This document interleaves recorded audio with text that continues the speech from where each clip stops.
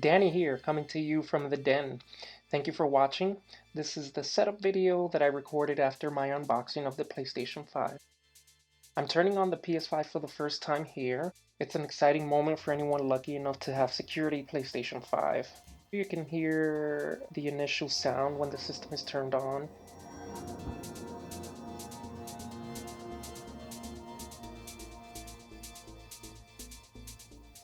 You need to plug in the DualSense for the first time with the provided USB Type-C cable.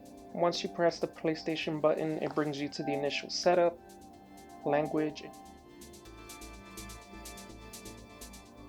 internet connection. Next, you want to adjust the display area to fit your screen properly, and you can adjust this at any time.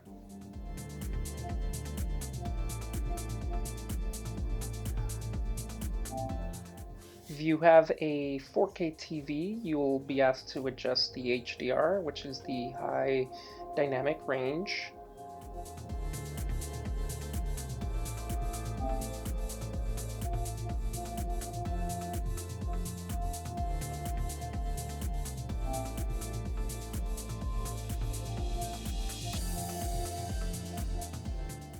And I thought this next step was great. It's asking you to insert a game disc to install while you continue to set up the system. Here I'm gonna go ahead and pop in the Miles Morales Spider-Man game. I will say it was a little confusing at first because the way you insert the disc is the opposite way how you would enter a disc for the PlayStation 4 if you stand your systems vertically. On the PS5, the print goes to the left, and on the PS4, the print goes to the right. And here you have some power settings. You get 3 options to select from. This will determine your power consumption, which is optimized experience, low power use. You also have the option to customize. The best part of all, you get to sign your life away. Lots of legal content here, but you have no choice but to agree. They make it so long that you get bored reading a few paragraphs in. As expected, there is a day 1 software update. Nothing new here if you've owned a gaming system the last 2 generations, because there's always system updates. Once the system software is installed, your PS5 will restart. And as you can see, it is installing. And here's the system restarting itself.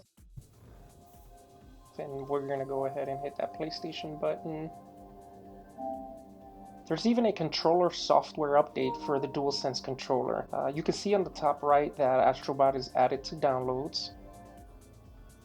You want to sign into the PlayStation Network? You can do so by using your login information or by scanning the URL code to the right. I do recommend downloading the app, even if you don't use it to log in, but it is very useful to have in the long run. I use it quite often. Here you can adjust your privacy settings. You want to review this carefully and select the option that is best for you. If you have kids, you want to make sure that you keep them in mind when setting this up.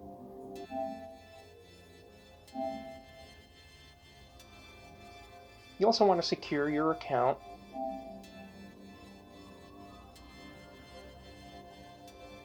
And there is a 2-step verification process to do so. You can also set up parental controls. Again, you want to keep the kitty safe. Next up, you want to select the media apps. I actually appreciated this. I want my apps readily available, and I don't want anything installed that I won't use.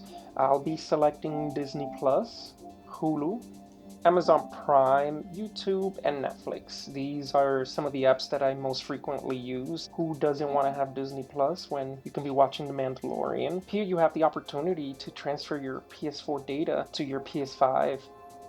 But for now, we'll go ahead and select Do This Later. And welcome to the PlayStation 5.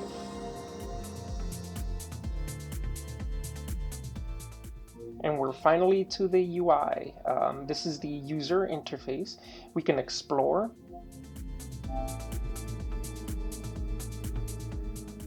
We have Astrobot. And you can access the PS5 Store right from your system, which makes navigating seamless. It runs smoother, you don't have to worry about lagging, which goes a really long way. And if you remember when you had to go to the PlayStation Store on the PS3, it was slow as molasses. It improved with the PS4, but it wasn't that much better. Here we're going to PlayStation Plus. Bugsnax, which is a free PlayStation 5 game if you are a subscriber to PlayStation Plus. Free game, why not? We'll go ahead and try this out, and at some point, once I've gotten the opportunity to play it, I'll go ahead and give my impressions on Bugsnax. I love the fact that the PlayStation Store is very easy and convenient to use. We are waiting to download Astrobot. This will be another game that I will go ahead and give my impressions on. And as you can see, we're just waiting to download the recent update for Astrobot. It does take a little while, and I did experience some issues at first. I believe there was a bug that wouldn't allow you to download the latest update. Here you have the PlayStation Now app, if that is something that you've subscribed to. And then next is the media gallery. You can access the media gallery if you take any screenshots or capture videos. When you press the create button, you have three options. You can take a screenshot, you can record, you can capture footage for the last hour or the last 15 minutes. And finally, you can start a new recording from that point on, moving forward. So if there's a section of the game that you're getting to and you want to start recording, you can hit that record button.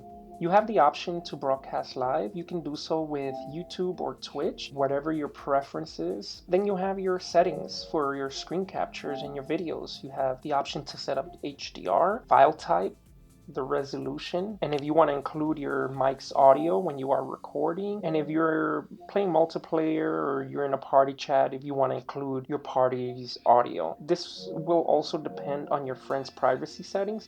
It's cool that anytime you earn a trophy, the system automatically captures 15 seconds of video when you earn that trophy. Share Factory is a great app which gives you the tools to edit your videos, makes it easier, gives you some cool assets, banners, sounds. It's pretty cool. I definitely recommend checking it out if you like editing your own videos.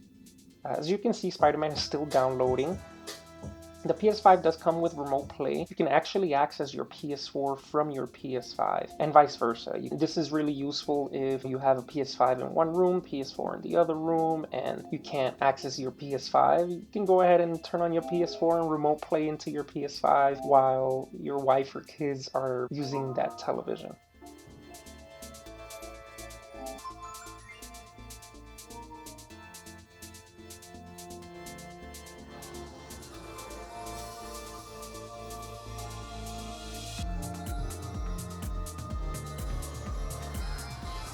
This is the intro to Astrals Playroom. I highly recommend playing this game. It features all the functionalities that the DualSense has to offer. This is such a great introduction to what the DualSense controller can actually do. No matter how much you explain it, it can't compare to the actual feeling of holding the controller in your hand and experiencing it for yourself. The adaptive triggers are great. You feel the resistance vary depending on what you're doing in the game. You can feel the tension from the rocket boosters, and the haptic feedback completes the experience, and you feel the thrusters of the rockets. If you own a PS4, you'll be familiar with the touchpad, so nothing new there. As you can see, putting in the initials to my channel, DEN, Danny's Entertainment Nexus. Feel free to visit anytime. Same with the motion sensor, and it's very responsive. But again, if you own a PlayStation 4, you'll be familiar with the motion sensor. It's definitely improved from the days of the PlayStation 3. The microphone, which is great for quick messages and chats with friends. If you're not using a headset, you'll want to mute the microphone, and you can do so by hitting the mute button on the controller. If the mic is not muted, it actually reduces the effects of the haptic feedback.